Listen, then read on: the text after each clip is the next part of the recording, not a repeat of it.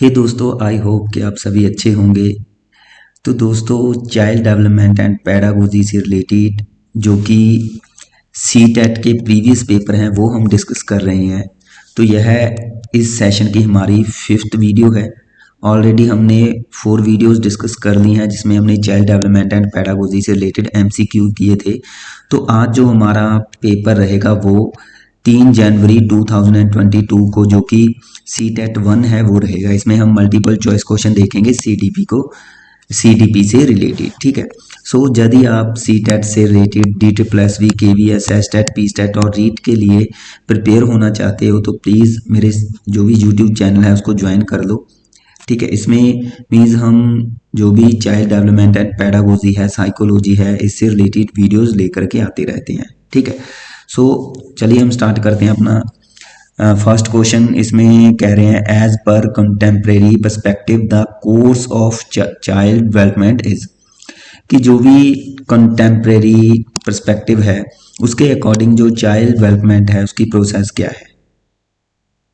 कह रहे हैं uniform across children and specific milestone are definitely achieved by all children as they reach a certain age. देखो, first में कह रहे हैं कि सभी बच्चों के लिए एक समान है। तो देखो यहाँ पे कह रहे हैं यूनिफॉर्म है ना, तो यूनिफॉर्म नहीं होता। जो डेवलपमेंट है वह मीन्स एक समान तरीके से नहीं चलती। आपको पता है कि जो इंडिविजुअल डिफरेंसेस होते हैं, है ना,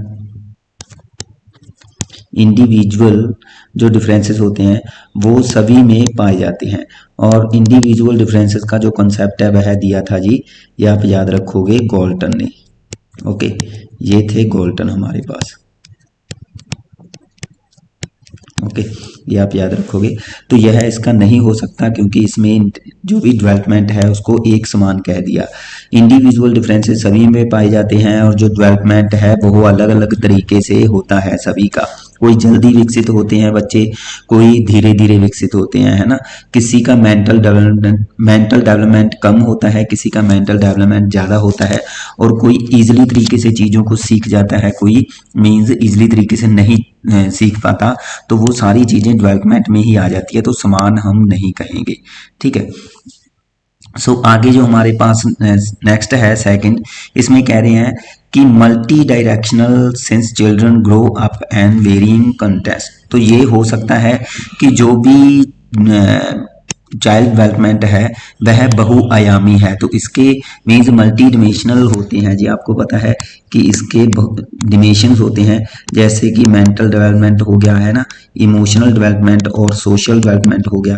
ऐसे ही फिजिकल डेवलपमेंट में ग्रोथ आ जाती है हमारे पास। ठीक है। तो ये हो सकता है इसका आंसर।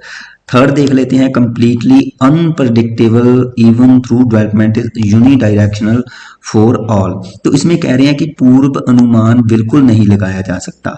तो पूर्व अनुमान हम लगा सकते हैं बच्चों का। तो यह भी, अगर आपने डेवलपमेंट के प्रिंसिपल किए हों तो उसमें प्रेडिक्शन का प्रिंसिपल आता है, प्रेडिक्शन का, लेकिन इसमें अनप्रडिक्ट कह रहे हैं इसको, तो यह भी गलत हो गया। डिटरमाइंड सोली बाय हेरिडिटरी, तो यह कह रहे हैं केवल जो भी माता पिता से इंफॉर्मेशन या हेरिडिटी इंफॉर्मेशन मिलती है उसी से डिटरमाइंड होता है, तो यह भी नहीं है। तो ये भी निकल जाएगा, इसका राइट आंसर सेकंड रह जाएगा। नेक्स्ट क्वेश्चन है, principle of development states that development of motor skill start from centre of the body and proceed towards the extremities. ठीक है। तो सेंटर ऑफ द बॉडी, तो जब भी बात आए कि जो विकास है वह शरीर के मध्य से शुरू होकर के शरीर के सिरों की ओर जाता है। ठीक है। तो तब उसको बोलते हैं हम प्रॉक्सिमल डिस्टल। देखो, ग्रोथ में हमारे पास 2 तरीके के प्रिंसिपल होते हैं। एक तो है सिफेलोपोडल, ओके, और दूसरा है हमारे पास प्रॉक्सिमोडिस्टल। ओके, दूसरा हमारे पास है प्रॉक्सिमोडिस्टल। तो 2 प्रिंसिपल होते हैं हमारे पास सिफेलोपोडल में। तो जो ग्रोथ में सिफेलोपोडल होता है कि जो हमारा विकास है, वो बच्चे का विकास है वो हेड टू टो चलता है, और इसमें चलता है सेंटर टू पेरिफेरी। ओके, ये आप याद रखोगे। तो सेंटर टू पेरिफेरी मीन्स इसमें हम कह सकते हैं कि आंतरिक अंगों से लेकर के आंतरिक अंगों से लेकर के बाहरी अंगों की ओर। मीन्स बच्चे के पहले जो बॉडी के अंदर अंग होते हैं, जो उसके ऑर्गन होते हैं, जैसे कि वोन्स हो गया, वोन सिस्टम हो गया है ना उसका बच्चे का, तो वो पहले विकसित होता है। और आंतरिक अंगों में जैसे ही चेंजेस आएंगे तो बच्चे की बाहरी जो स्ट्रक्चर है वो चेंज होती जाती है, तो उसको बोलते हैं प्रॉक्सिमिडिस्टल। तो यह एक मीन्स कह सकते हैं कि दिशा हो सकती है व्यवहार विकास की, डेवलपमेंट की। ठीक है, तो इसका राइट आंसर ये आएगा। अगर सिर से पैर पूछा होता तो सिफेलोकॉडल लगाते। ठीक है, अब राइट आंसर हमने ये लगाना है, थर्ड प्रॉक्सिमिडिस्टल। नेक्स्ट है, eight which stage of development do children actively engaged in make believe play. देखो जो मेक बिलीव प्ले होते हैं इसमें बच्चा मीन्स चीजों को, वस्तुओं को क्या मानता है, रियल मान लेता है। ठीक है, और रियल मान करके उसके साथ बातें करता है। ठीक है, मीन्स वह अपनी जो फिंगर होती हैं, है ना, फिंगर्स होती हैं, उनको वह क्या है, किसी को डॉग बना लिया एक फिंगर को, एक को मीन्स उसने घोड़ा बना लिया, है ना। तो इस तरीके से वह क्या बना रहा है, यह मेक बिलीव मीन्स जो प्ले होते हैं इसमें आते हैं। ठीक है, मीन्स कल्पना, जो मीन्स कल्पना ही करता है बच्चा कि चीजों को कुछ और बना लेता है, फिर उनके साथ खेलता है। ठीक है, तो यह स्टेज होती है, यह किसमें आते हैं, यह अर्ली चाइल्डहुड में होता है। ठीक है, आगे हमारे पास नेक्स्ट है, which of the following are secondary agencies of socialization. जो फैमिली है वह प्राइमरी एजेंसीज में आता है, यह प्राइमरी सोशलाइजेशन में आता है, बाकी सारे हम सेकेंडरी में कह सकते हैं। तो इसका सेकंड, थर्ड और फोर्थ आ जाएगा। सेकंड, थर्ड और फोर्थ हमारे पास थर्ड नंबर पर पता है, ये राइट आंसर इसका होगा। ठीक है, यहाँ पे सेकंड आएगा। ठीक है, आगे हमारे पास जो नेक्स्ट है, कह रहे हैं Ruhi is shown 3 pencil and she observe that pencil A is longer than pencil B, okay, and pencil B is longer than pencil C, okay. When Ruhi infers that A is longer pencil than A is longer pencil than C, okay, which character of gene. देखो इसमें कहा गया है कि gene पियाजे की theory से related question है। इसमें कहा गया है कि जो रूही है उसको 3 पेंसिलें दिखाई जाती हैं और उसको मीन्स बताया जाता है कि जो पेंसिल ए है वह पेंसिल बी से बड़ी है और जो पेंसिल बी है वह सी से बड़ी है। ठीक है, तो इस तरीके से वह क्या है, कंक्लूजन निकाल लेती है जो रूही है। तो फिर वह कंक्लूजन निकाल करके क्या कहती है कि जो ए पेंसिल है वह सी से बड़ी है। मीन्स उसको बताया जाता है कि ए पेंसिल बी से बड़ी है और बी पेंसिल सी से बड़ी है। इस स्टेटमेंट से वह क्या है, आगे कंक्लूजन उसने निकाल लिया कि भी जो ए पेंसिल है वह सी से बड़ी है। तो यह कौन सा गुण है। ठीक है, तो ये इसका राइट आंसर आएगा जी, यह होता है ट्रांसटिव थॉट्स। ठीक है, मीन्स ट्रांसटिव थॉट्स वो होते हैं कि हमें क्या है कि कुछ ऐसी स्टेटमेंट्स या हम कुछ ऐसी मीन्स हम चीज़ों को देख करके निष्कर्ष निकालते हैं। जैसे कि इस स्टेज में बच्चा जब ये समझने लग जाए कि भाई बादल हो गए और क्या है, इससे वर्षा हो सकती है ना, वर्षा होने की संभावना है क्योंकि घने काले बादल हो गए, तो यह क्या है, एक निष्कर्ष निकालना है ना। तो ये क्या होती है, उसकी ट्रांसटिव थॉट्स होती है। ठीक है, तो यह मैं आपको बता दूं जो सीरिएशन है यह थर्ड स्टेज में होता है और यह भी थर्ड स्टेज की विशेषता है। जो ट्रांसटिव थॉट्स है, ठीक है, यह फोर्थ स्टेज की विशेषता है और हाइपोथेटिकल भी किसकी विशेषता है, फोर्थ स्टेज की विशेषता है। थर्ड, इसमें जीन पियाजे की मैं आपको स्टेजेस बता देता हूँ। फर्स्ट है हमारे पास सेंसरी मोटर, सेकंड होती है हमारे पास प्री ऑपरेशनल और थर्ड का नाम है कॉन्क्रीट और लास्ट है हमारे पास फॉर्मल ऑपरेशनल। ओके, तो ये इसकी स्टेज है, ये आप याद रखोगे। आगे नेक्स्ट है अकॉर्डिंग टू, ये भी जीन पियाजे से ही रिलेटेड है। कह रहे हैं कि जो चिल्ड्रन है इन द ऑपरेशनल स्टेज, तो ऑपरेशनल स्टेज कही है लेकिन कौन सी ऑपरेशनल, इसमें हिंदी में कहा है मूर्त संक्रियात्मक, मीन्स कॉन्क्रीट ऑपरेशनल। ओके, तो कॉन्क्रीट ऑपरेशनल स्टेज की बात कही है कि कौन सा गुण कॉन्क्रीट ऑपरेशनल स्टेज में आता है। तो जो हाइपोथेटिकल है यह फोर्थ स्टेज की है, यह फॉर्मल में आता है, तो ये तो निकल जाएगा। एब्स्ट्रैक्ट थिंकिंग भी फॉर्मल में है, ये भी निकल जाएगा। प्रोपोर्शनल रीजनिंग भी फॉर्मल में है, ये भी निकल जाएगा। ओके, तो ये तीनों निकल जाएंगे। जो रिवर्सिबिलिटी है यह थर्ड थर्ड स्टेज की विशेषता होती है कॉन्क्रीट ऑपरेशनल स्टेज की। रिवर्सिबिलिटी का मतलब होता है कि बच्चा क्या है मीन्स रिवर्स करना कर सकता है चीज़ों को। अगर कोई पेन है, ठीक है, आपने उसका मीन्स रिफल, जो पेन में रिफल होता है उसको आपने अलग कर दिया, ठीक है, इसका मीन्स जो भी कवर है उसको अलग कर दिया, ठीक है, जो पीछे का स्क्रू होता है, कवर होता है, वो आपने अलग कर दिया। तो सभी चीज़ें बच्चा क्या कर सकता है कि पेन के रिफल को पेन में डाल करके उसको दोबारा से बंद कर सकता है। जहाँ हम एक एग्जाम्पल और ले सकते हैं रिवर्सिबिलिटी का, कि उसने लॉक को, जैसे कि हमारे पास एक लॉक होता है ना, तो उसने जो भी लॉक है उसको किस तरीके से बंद किया है, लॉक को किस तरीके से बंद किया है और उसको रिवर्स करके उसको कैसे खोलना है, ये चीज बच्चा क्या है सीख जाएगा, ठीक है। मीन्स जो लॉक होता है उसको बंद करना और खोलना ये बच्चा सीख जाता है। तो यह क्या है, एक रिवर्सिबिलिटी में ही आती हैं ये चीजें। ओके, तो ये इसका राइट आंसर है। आगे नेक्स्ट है हमारे पास, इसमें कह रहे हैं which of the following is not, Lawrence Kohlberg ने कौन सी चीज प्रपोज नहीं की। तो देखो आपको पता है कि उसने कन्वेंशनल स्टेज उसकी थी, प्री कन्वेंशनल भी थी और पोस्ट कन्वेंशनल भी थी, ठीक है, लेकिन अनकन्वेंशनल उन्होंने नहीं बताई थी। तो ये इजी क्वेश्चन था, ठीक है। ये तीनों उसकी स्टेज है, ये फर्स्ट है, यह सॉरी ये फर्स्ट है, यह सेकंड है और ये स्टेज थर्ड है। ओके, आगे हमारे पास नेक्स्ट है, teacher want to design a teaching learning process in her classroom on लैब विगोस्की सोशल कंस्ट्रक्टिव प्रिंसिपल। कि जो भी लैब विगोस्की का सोशल कंस्ट्रक्टिव प्रिंसिपल है, इसके बेस पे जो टीचर है वह डिजाइन करना चाहता है एक टीचिंग लर्निंग प्रोसेस को अपनी क्लासरूम में, तो कौन सा वह वे अपनाएगा, ठीक है, सॉरी किस चीज को वह अवॉइड करेगा। तो क्वेश्चन को थोड़ा ध्यान से देखा करें, इसमें अवॉइड वर्ड है, मीन्स तीन ऑप्शन ऐसे होंगे जो हमको अवॉइड नहीं करने हैं, ठीक है, लेकिन एक ऑप्शन ऐसा होगा अब जो हमें अवॉइड करना पड़ेगा, ठीक है, तो वही उसका राइट आंसर होगा। इसमें कह रहे हैं designing teaching learning experience based on social, तो लैब विगोस्की ने सोशल की बात कही थी, तो इसको तो अवॉइड नहीं करना है, तो ये हम नहीं लेंगे। Closely observing the students attempts of learning, तो ये भी सही है कि स्टूडेंट्स को क्लोजली तरीके से ऑब्जर्व किया जाए जो भी उसकी लर्निंग है, तो ये भी सही है, इसको भी ऑब्जर्व नहीं करना। Use of formal standardize test to access learning, तो ये हो सकता है कि जो कि फॉर्मल स्टैंडर्डाइज टेस्ट होते हैं इसका यूज करना, तो इसकी बात नहीं कही थी लैब विगोस्की ने, क्योंकि फॉर्मल स्टैंडर्डाइज टेस्ट में एक तरीके से हम कह सकते हैं नियम होते हैं, रूल्स होते हैं, है ना, तो उन्हीं के बेस पे जो हम बच्चों को जज करते हैं, तो ये इसमें नहीं आएगा। और अवॉइड इसी को ही करना है, तो ये ही इसका राइट आंसर चला जाएगा। तो 3 इसका राइट आंसर है। और स्कैफोल्डिंग के बारे में भी उसने बताया था लैब विगोस्की ने, है ना, तो ये मीन्स इसको अवॉइड नहीं करना है, हमने कौन सा लेना है जिसे अवॉइड करना है, तो ये इसका राइट आंसर है। नेक्स्ट है to facilitate student learning which of the following suggest, तो ये भी लैब विगोस्की की थ्योरी से ही दिया गया है।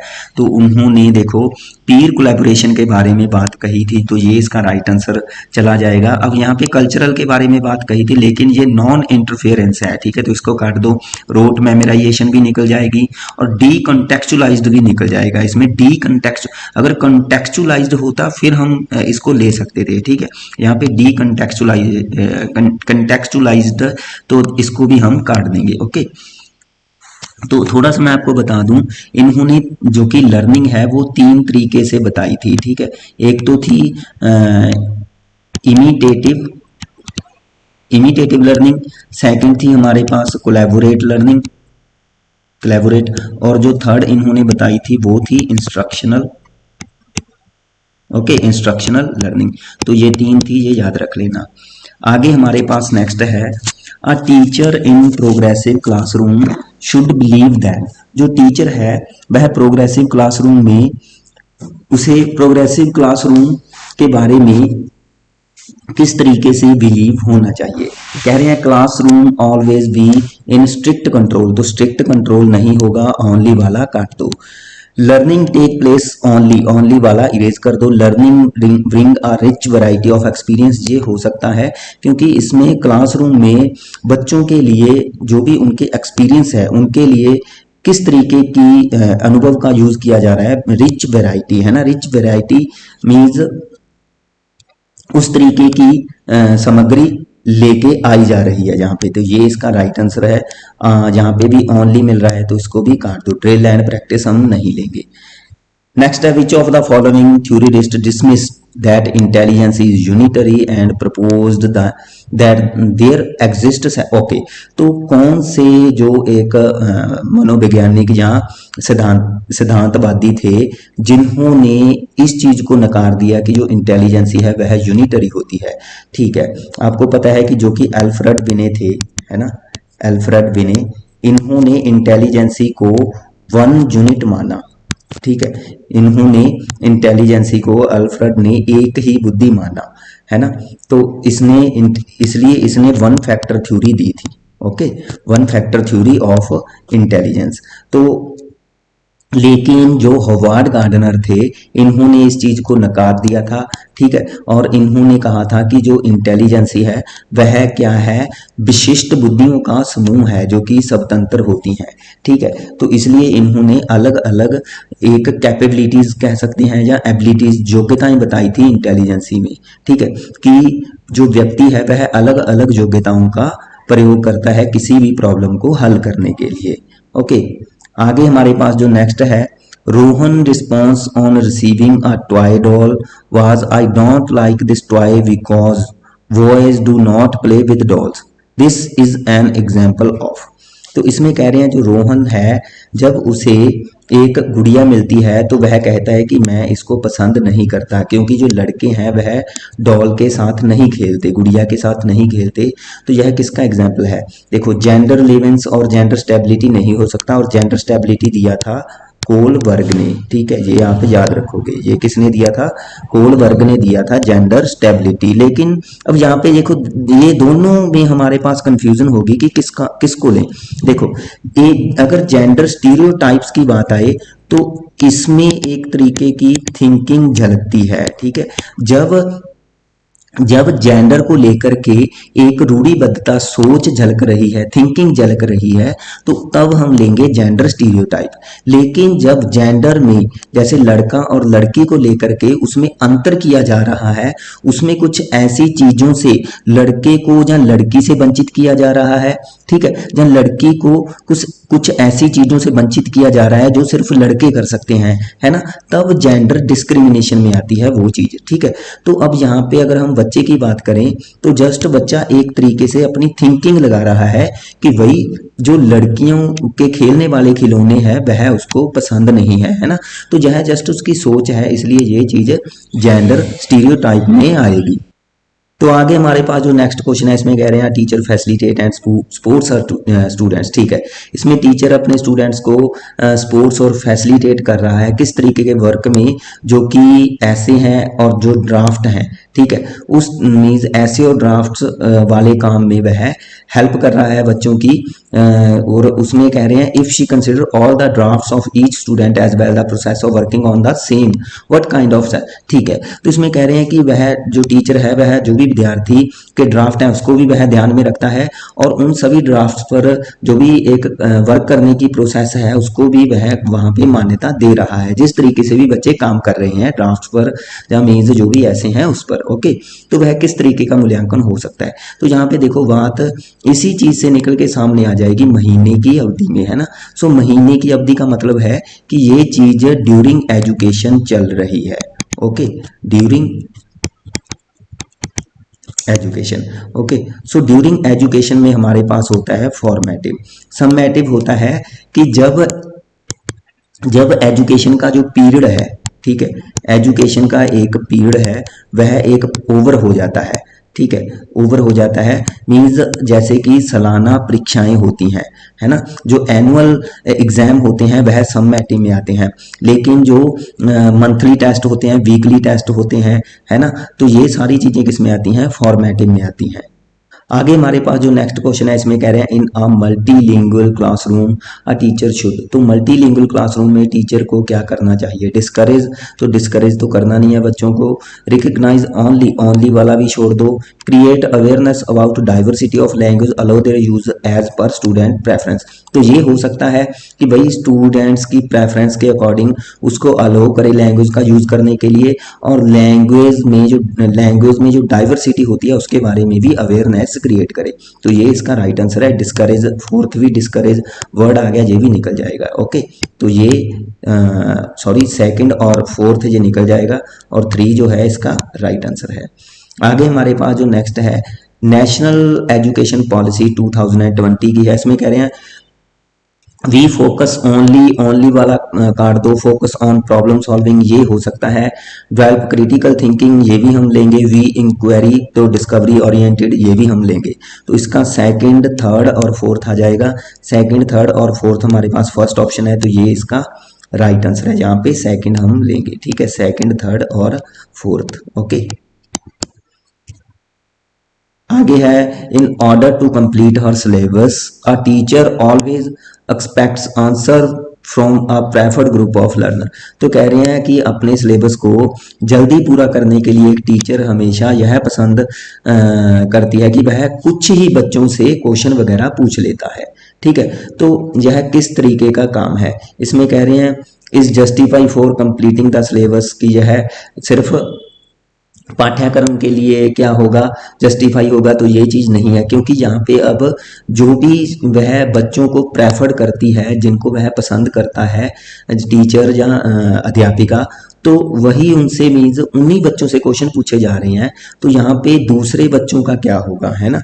तो कहीं ना कहीं दूसरे बच्चों को उस चीज़ से वंचित रखा गया है। तो इसमें वंचित आ रहा है, देखो थर्ड में कह रहे हैं is depriving other student of equal opportunity. तो इसमें क्या कर दिया गया, डेप्रीवाई कर दिया गया भाई स्टूडेंट्स को, इसमें वंचित कर दिया गया है स्टूडेंट्स को कि उन्हें सभी अवसर नहीं मिल रहे हैं। ठीक है, तो इसका राइट आंसर थर्ड आएगा।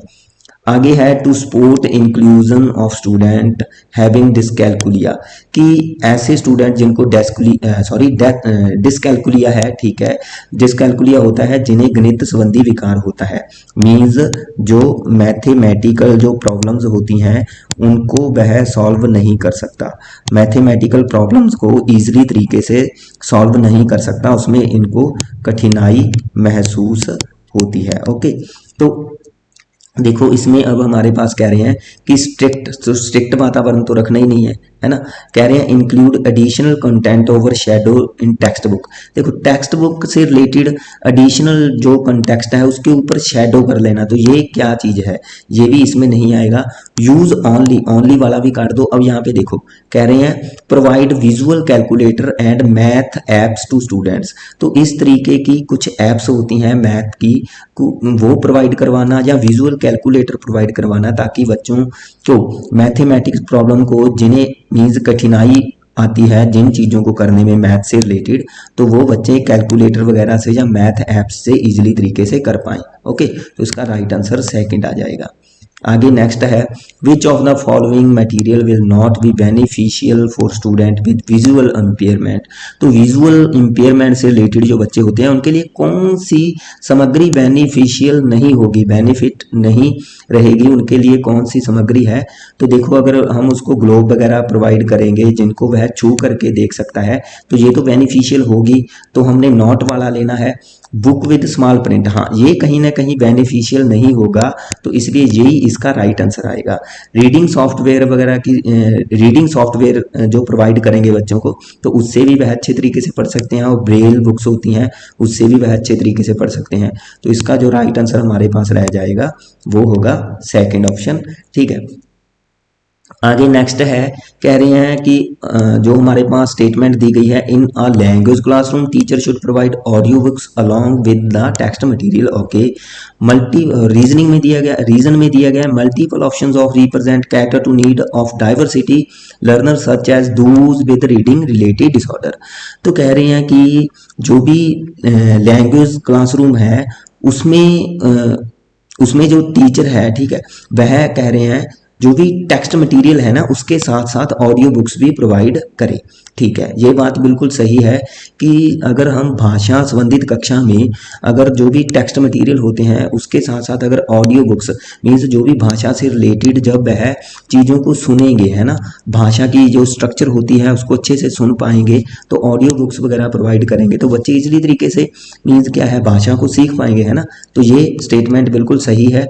उसके बाद रीजनिंग में कह रहे हैं multiple option of representation cater to need of diversity learner.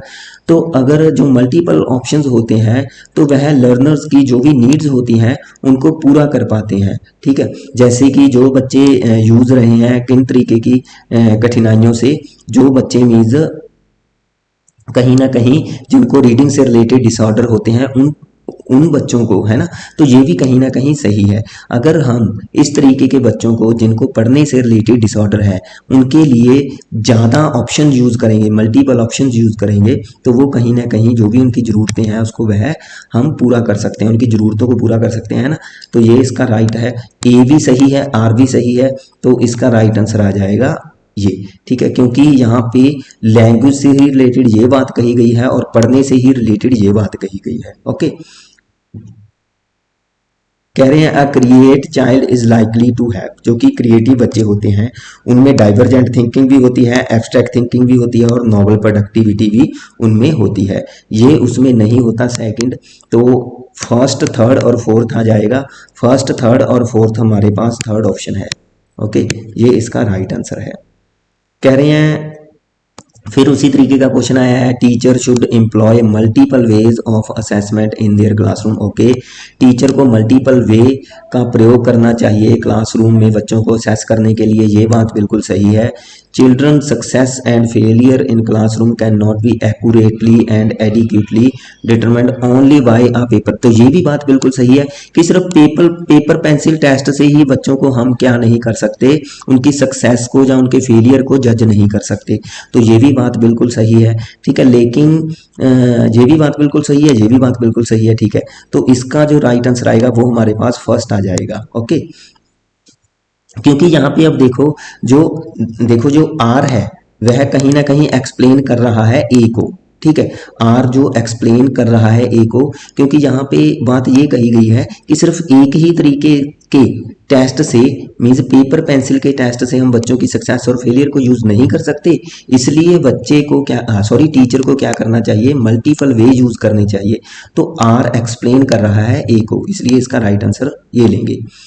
आगे हमारे पास कह रहे हैं to teach a concept a teacher is giving multiple example and subsequently ask student to form a rule consider the information gathering through those example. Okay, कह रहे हैं देखो भाई जो सी टेट होता है उसमें मीन्स जो भी क्वेश्चन की लैंग्वेज होती है, एक तो क्वेश्चन बहुत बड़ा करके दिया होता है, इसलिए कहीं ना कहीं जो भी कैंडिडेट होते हैं उनको पढ़ने में, इन चीज़ों को पढ़ने में टाइम लग जाता है।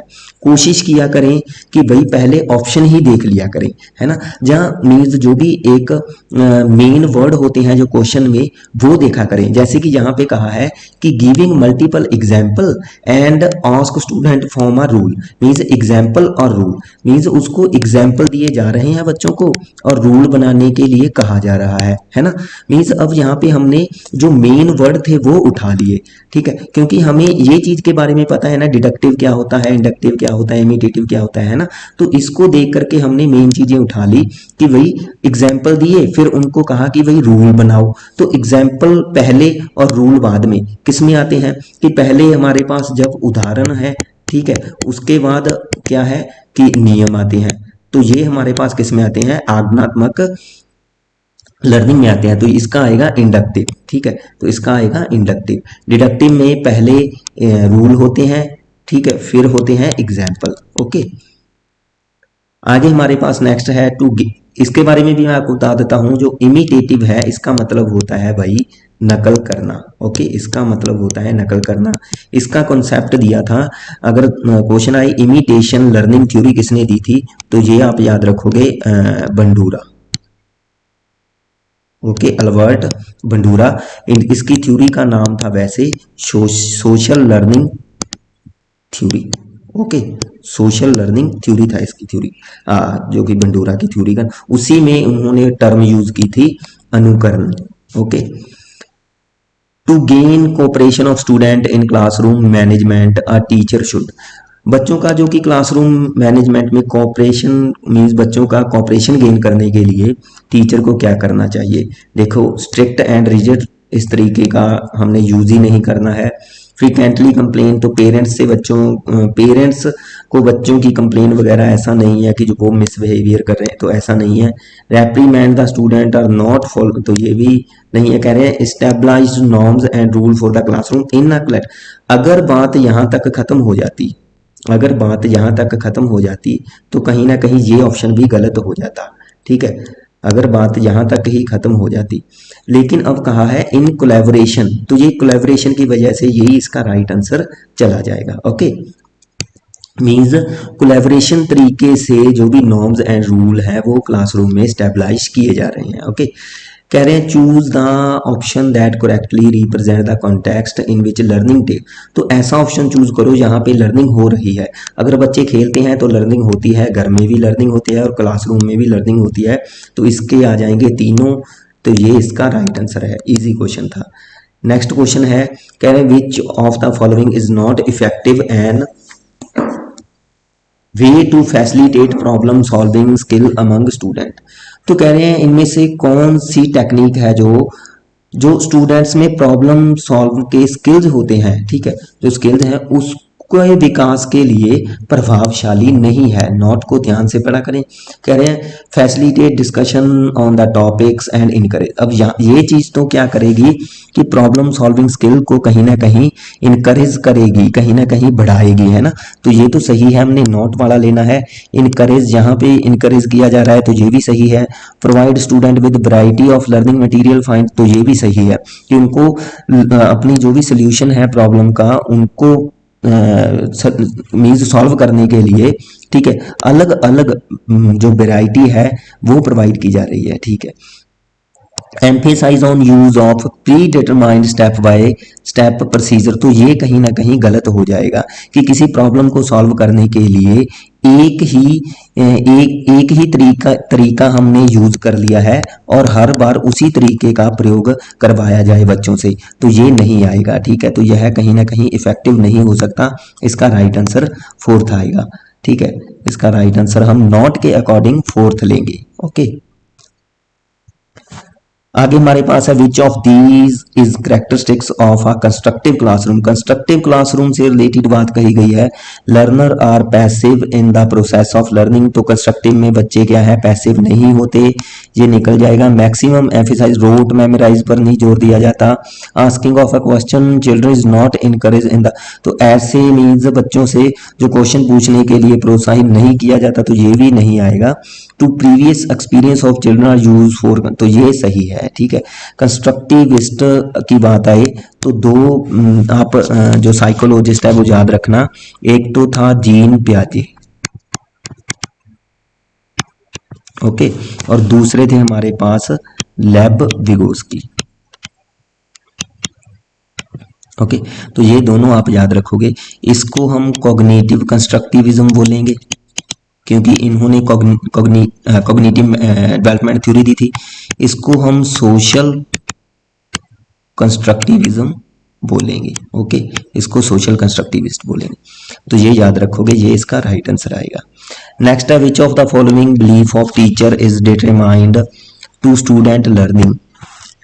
निम्नलिखित में से कौन सी जो विचारधारा है वह बच्चों की लर्निंग को क्या करती है, डिटरमेंटल करती है। ये डिटरमेंटल है मीन्स उनको कहीं ना कहीं रोकती है, ठीक है, उसमें वादा उत्पन्न करती है। कह रहे हैं error are a part of those process of, तो ये तो बात बिल्कुल सही है, ठीक है, कि अगर बच्चे गलतियां करते हैं तो हम उनकी गलतियों को मीन्स ऐसा नहीं है कि उनकी गलतियों की वजह से उन्हें डांट लगाएंगे, फटकार लगाएंगे, ठीक है। अगर बच्चे गलतियां करते हैं तो इसका मतलब ये है कि बच्चे सीखने में कहीं ना कहीं एक्टिव है, सीखने की कोशिश कर रहे हैं, तो ये तो बात बिल्कुल सही है। Making error is a shameful act, तो ये नहीं है कि अगर बच्चे गलतियां करते हैं तो हम उस चीज को शेमफुल एक्ट मानेंगे, जहां बच्चों के लिए वह एक शेमफुल एक्ट होगा, तो ये कहीं ना कहीं ये चीज रोक सकती है किसको, लर्निंग को। तो यही इसका राइट आंसर आएगा। बाकी तीनों सही है, फर्स्ट फोर्थ और थर्ड और फोर्थ सही है। और जो चीज रोकेगी तो हमने रोकने के अकॉर्डिंग ही आंसर पिक करना है ना, तो इसलिए इसका सेकंड आ जाएगा। सो आगे हमारे पास नेक्स्ट क्वेश्चन है, इसमें कह रहे हैं which of the following in example of extrinsic motivation. Extrinsic motivation के एग्जांपल की बात करनी है। अगर हम फर्स्ट ऑप्शन में देखें, while doing research Arman consult various source to be sure.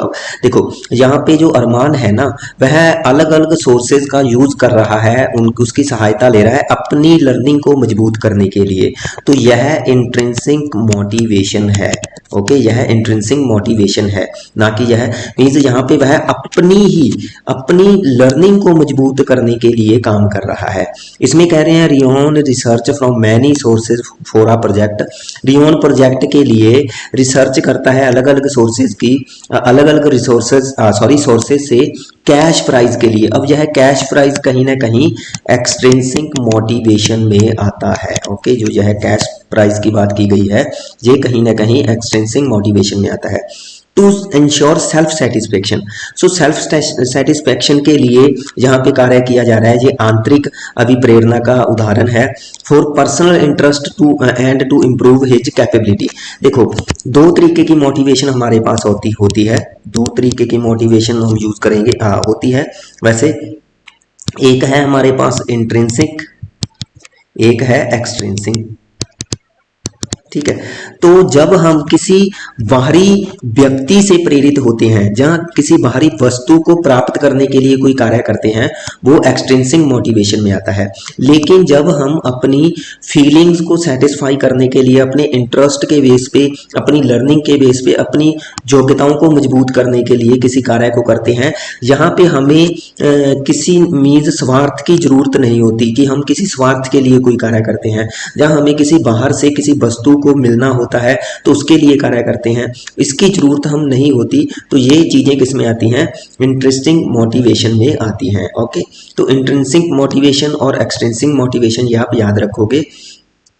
तो इसमें हमारे पास जो राइट आंसर चला जाएगा वो कैश प्राइज वाला चला जाएगा, सेकेंड ऑप्शन। ओके, तो इसका जो राइट आंसर आएगा वो ये आएगा। नेक्स्ट है during the covid pandemic has negatively affect the performance. तो कह रहे हैं जो कोविड-19 महामारी है, इसके दौरान कुछ बच्चों में नकारात्मक रूप से प्रभावित हुए हैं। तो जो उसमें नेगेटिव इफेक्ट पड़ा है, ठीक है, वह किस पर पड़ा है, इसमें कह रहे हैं उनकी कंपटीशन पर या कॉग्निशन पर। इसमें कह रहे हैं या कॉग्निशन एंड इमोशन पर या हेरिडिटी एंड प्रेफरेंस पर। देखो हेरिडिटी पर भी नहीं हम कह सकते, ऐसा तो नहीं है कि उनके शारीरिक गुण चेंज हो गए, है ना, और इसलिए हेरिडिटी निकल जाएगा तो परफॉर्मेंस हम नहीं लेंगे। इसमें भी हेरिडिटी निकल जाएगा तो इन्वायरमेंट भी नहीं लेंगे। इसमें कंपटीशन पर कोई इफेक्ट नहीं पड़ेगा, हाँ कॉग्निशन पर इफेक्ट पड़ेगा, लेकिन कंपटीशन निकल जाएगा तो इसको भी छोड़ना पड़ेगा। इसलिए इसका राइट आंसर हमारे पास सेकंड रह जाएगा कि जो भी बच्चे हैं उस पर उन पर जो नेगेटिव इफेक्ट पड़ा है, सो हम कह सकते हैं कि उनके कॉग्निशन एंड इमोशंस पर पड़ा है। ठीक है, आगे नेक्स्ट है learning is more meaningful and effective when it is majorly. कह रहे हैं जो लर्निंग है वह ज़्यादा इफेक्टिव हो सकती है, मीनिंगफुल हो सकती है यदि टीचर डायरेक्टेड हो, डायरेक्टेड बाय पीयर्स हो, टेक्स्ट बुक सेंटर या सेल्फ। तो इसका आएगा जी सेल्फ डायरेक्टेड। बच्चे जब खुद को डायरेक्ट करेंगे तो इसमें जो लर्निंग है वह ज़्यादा मीनिंगफुल और प्रभावशाली हो सकती है। सो गाइस ये थी हमारी वीडियो। अगर वीडियो आपको अच्छी लगी तो प्लीज़ इसको लाइक करें, हमारे चैनल को सब्सक्राइब करें, बेल आइकन जरूर प्रेस कर लें ताकि हर वीडियो की नोटिफिकेशन आपको मिल जाए। ठीक है, तो नेक्स्ट वीडियो में मिलेंगे कुछ और क्वेश्चन के साथ, कुछ और जो शिफ्ट का पेपर उठाएंगे, इसमें चाइल्ड डेवलपमेंट एंड पेडागोजी के क्वेश्चन लेकर के आएंगे। ठीक है, तो तब तक के लिए बने रहें चैनल के साथ। Thanks for watching. Click on the give icon to subscribe us. Please subscribe us for more updates. Click on the give icon to subscribe us. Please subscribe us for more updates.